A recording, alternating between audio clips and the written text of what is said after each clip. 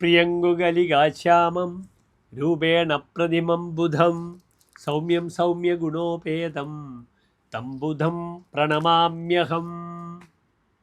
ഞാൻ ബുധനെ നമസ്കരിക്കുന്നു.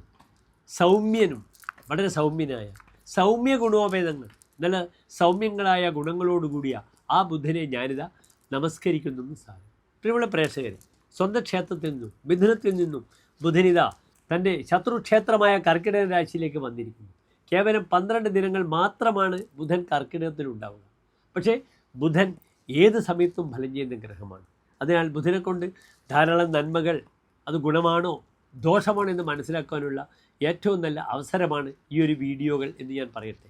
മേടൻ രാശി മുതൽ 12 രാശിയിലേക്കുള്ള ബുധൻ്റെ ചാരവശാലുള്ള സഞ്ചാരം ഓരോ രാശിക്കാർക്കും എപ്രകാരം ശുഭാശുഭ ഫലങ്ങളെ പ്രദാനം ചെയ്യുന്ന വിഷയമാണ് നാം ചർച്ച ചെയ്യുന്നത്. കേവലം 12 ദിവസങ്ങളാണ് ഞാൻ പറഞ്ഞു ബുധൻ കർക്കിടക രാശിയിൽ നിൽക്കുന്നു. പിന്നീട് ഇതേ ബുധൻ വക്രിയായി വീണ്ടും തൻ്റെ സ്വന്തം ക്ഷേത്രമായ മിഥുനത്തിലേക്ക് വരുന്നുമുണ്ട്. അത് വളരെ ഗുണമായിരിക്കും. വക്രനസ്തു മഹാവീര്യാഹ, ഒരു ഗ്രഹം വക്രിയായി വരുമ്പോൾ അത് വളരെയധികം വീര്യത്തെ പ്രദാനം ചെയ്യപ്പെടുമെന്ന് പറയുന്നു. ജൂൺ 22 കർക്കിടകത്തിൽ പ്രവേശിക്കുന്ന ബുധൻ ജൂലൈ മാസം 7-ാം തീയതി തിരിച്ച് വക്രിയായി മിഥുനത്തിലേക്ക് പോകുന്നു. ഈ വക്രിയായ ബുധൻ വളരെയധികം ഫലത്തെ പ്രദാനം ചെയ്യുമെന്ന് ഞാൻ സൂചിപ്പിച്ചു കഴിഞ്ഞു. ഏതായാലും ഈ കർക്കിടക രാശിയിൽ നിൽക്കുന്ന ബുധൻ എപ്രകാരം ശുഭാശുഭങ്ങളെ പ്രദാനം ചെയ്യും ഓരോ രാശിക്കുമെന്ന് നമുക്ക് ചിന്തിക്കാം.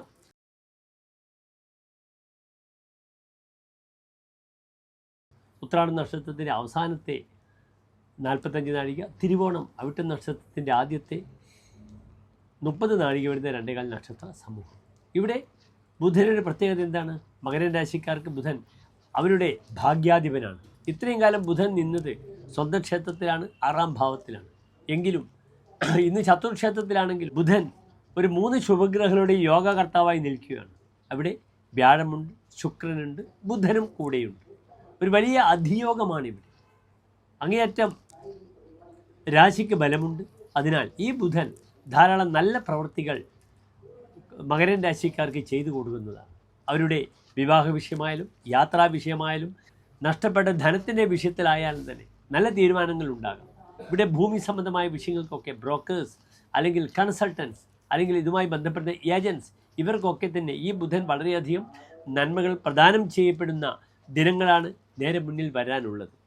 ഭാഗ്യാധിപൻ 7-ാം ഭാവത്തിൽ വന്നാൽ വിവാഹങ്ങൾ നടക്കും. ഭാര്യ വീട്ടിലും വിവാഹങ്ങൾ നടക്കാം. ഭാര്യയ്ക്ക് സുഖവും സ്വസ്ഥതയും ലഭിക്കും. അവരുടെ വീട്ടിൽ പോയാൽ അവിടെ വിവാഹ മംഗളാദി ഉത്സവകർമ്മങ്ങൾ നടത്താം. ഇങ്ങനെ ധാരാളം വിശേഷങ്ങളുണ്ട്. തൻ്റെ പ്രിയപ്പെട്ട മക്കളുടെ വിവാഹ വിഷയത്തിലേക്ക് തീരുമാനങ്ങൾ ആവുക, അപ്രകാരം തൻ്റെ സന്താനങ്ങൾ പഠിച്ച് ഒരു വിദേശയാത്രയ്ക്ക് തയ്യാറെടുക്കുമ്പോൾ അവർക്ക് വളരെയധികം അനുകൂലമാവുക. കാരണം ജലാർജിത സ്വഹ, ജലത്തിലൂടെ ധനം വരുമെന്നാണ്. ജലമെന്നാൽ ഇവിടെ ട്രാവലിംഗ് ആണ്. കാരണം കർക്കിടക രാശി എന്താണ്? ജലാശയവുമായി ബന്ധപ്പെടുന്ന സങ്കേതങ്ങളാണ്. അതിനാൽ യാത്രാ വിഷയത്തിലേക്ക് പൂർണ്ണത വരിക, സാമ്പത്തികമായ ഔന്നത്യം ലഭിക്കുക. ഇവിടെ ദേവാലയത്തിൽ ദേവന് ധാരാളം കാണിക്കയും ധനവും സ്വർണവും സമർപ്പിക്കുന്നൊരു സമയം കൂടിയാണ്. അതിനാൽ മൊത്തത്തിൽ ഈ 7-ാം ഭാവത്തിൽ നിൽക്കുന്ന ബുധൻ വളരെയധികം നന്മകൾ പ്രദാനം ചെയ്യപ്പെടും മകരൻ രാശിക്കാർക്ക്.